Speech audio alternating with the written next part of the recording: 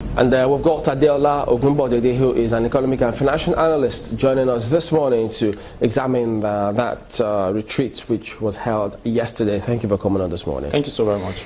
Well, that's just that one-day retreat that has been held, and you listened to some of the points that were raised there. Which one particularly sticks out for you? Basically, I would want to say that the statement of Bismarck Rewani is actually a point I would like us to look at here. We shouldn't delve on the issue of what caused it. We should rather look at the issue of how do we resolve the problem, because that is where we are now. We're in that street. But you need to know what caused it before you begin to fix it. Basically, we have been trying to analyze what caused the challenges in Nigeria, what are the problems. Federal government will tell you these are the problems. CBN will tell you these are the problems. Everyone is saying these are the problems. Now we need to sit down and analyze. Okay, these are the things that have caused it, but what we actually want to look at now is what are the solutions? How do we get out of this problem? It's just like you find yourself in a deep mire. Maybe you step into water and you are now sinking. At that period in time, you don't need to actually ask, why am I sinking? Or why did I get here? The solution or your way of coming out is actually what you want to look at, how to get out. So let's look into it then. The president there has said they need to think outside the box. They need to ensure that investment in the private sector grows. What kind of steps would you expect them to take? Basically, that's actually good. That's a good step on the president's side, that we should give consideration to the private sector and invest more even on them. Actually, as of now, I want to say that government have been doing their own work at their own level, at their own pace, at their own way, doing policy, whatever framework and policy somersault, monetary policy was somersault, fiscal policy somersault. But I think because now I think where the solution lies actually with the private sectors, and even with some policy framework, if actually put in place, then the economy actually will grow. Why am I trying to say this? In the area of development, the private sectors are actually needed, and they actually are the ones that will help this economy to grow. The private sectors are the ones that will actually help this economy to grow. Do you see the government giving the private sector that leverage or that kind of boost that will help them very quickly in reinflating the economy? Yes. Basically, I would rather want to suggest, speak on one or two areas where the federal government needs to actually come in. One, we have problems with banks, bank lending to private sector in order for them to be able to come up and be able to do a lot, even in the area of other businesses and doing trade. As of now, that one is at a very low ebb. So federal government actually needs to do something, because I used to tell people they need to do something at this critical period. They need to, because the money they withdrew from the sector, TSA, that they are put into CBN is actually a factor. If we have not considered, it's a factor in this challenge. What they need to do is, either from there or from the money they want to borrow from abroad, they should give some money to the banks. Each of the banks, if possible, give them like 10 billion, 100 billion, give it to them. Borrow, if possible, give it as a borrow them for a particular period, let's say a year or two, and let them lend this money. As of now, they are cash trapped in a way. Let them lend this money to the private sector. By the time this is done, my company, for example, we want to do a lot of things. Another company, for example, we want to do a lot of things, but we are cash strapped because federal government is not paying. Nobody even is paying. The people that you do job for are not paying you, so they need money. Did you say the issue is also with the TSA? Yes, TSA is a factor, because it was one of the reasons why the banks were today incapacitated to do a lot of things. Yeah, you don't think the intervention funds will help in this case? Intervention funds have been given many times for power, for airline, and it have not really worked. Why? Because the regulatory system, even in the banks, have not really worked. So I think the CBN needs to be proactive in this quest. As federal government is not going to put more money into the system, then the federal government also needs to be proactive. Either they are going to have a body like EFCC, they are going to be monitoring how that money is disbursed within the CBN, so that whatever money is released is followed up, and we'll follow it to the letter. Magwe?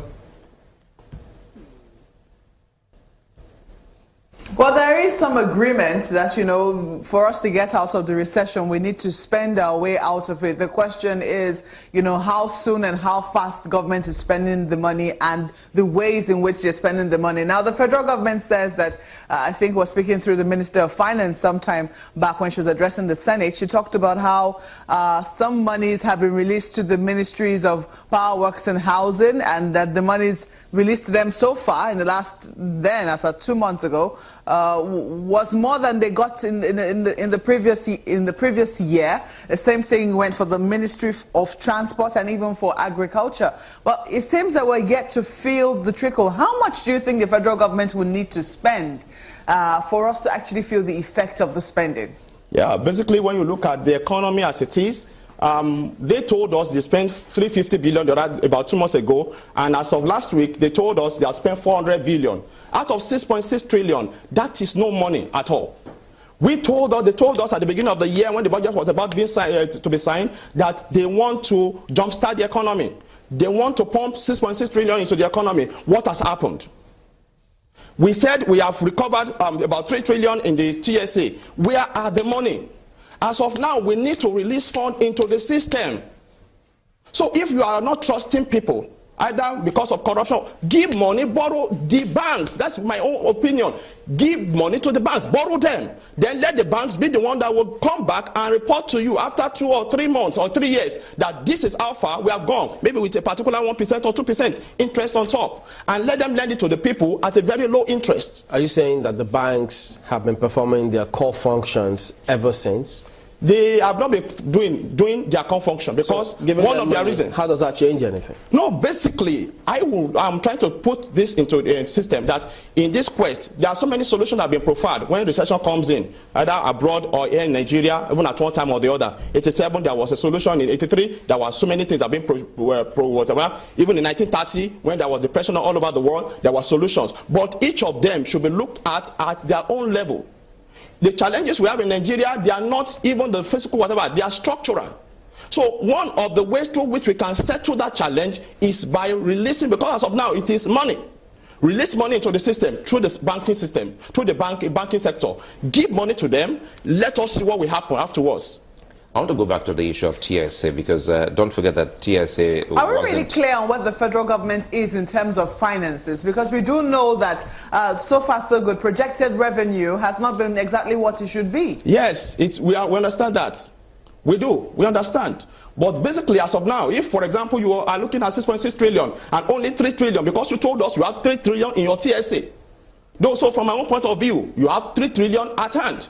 Let us find a way. I'm not saying spend everything, but let us put them into the critical sectors and see what happens. For example, they said they have paid money, 350 billion to power sector. I ask, where is the money? What is the effect on the economy? Fashola was telling us the other time, I paid 250 billion naira, they paid us. Okay, we can see a little improvement in power, but where is the money? And who are the people you pay this money to? Were they those people maybe that are contractors that are outside the country? Or those people who, when by the time you pay them the money, they took the money abroad? Because I can't see much of the effect even on the economy, 350 billion. So we need to come back. Now we want to see how we can get this money to the hands of individuals. The people that actually need to get this money to help the economy are not getting by the issue of payment of salary. It's not there. The issue is there are some critical sectors of the economy that will enable people to get money. I don't know how I'm going to address that. Look into those sectors and give them money. Do we really understand the depth of the problems that we're in? Because when we hear that contractors have not been paid since 2012, isn't that a very big problem? It's a challenge. It's a big challenge. But if a contractor is not paid, for example, it's not been paid, but it can have access to funds from the banks. That's what I'm saying. It can look for alternative. But now, federal government have not paid, and they do not have alternative, even in the banking sector.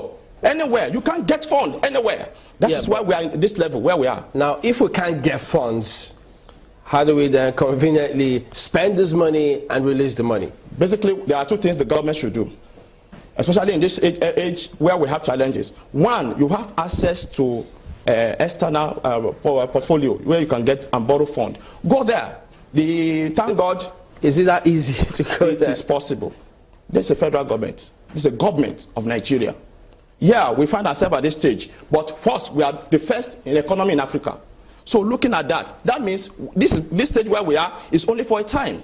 In a matter of time, we'll get out of here and go to become maybe number 20 or number 4, because there was a time we're looking at BRICS. So even in the world. So this is not a stage where we're going to die. This is not the end. This is not the El Dorado, as the case may be. There is an end.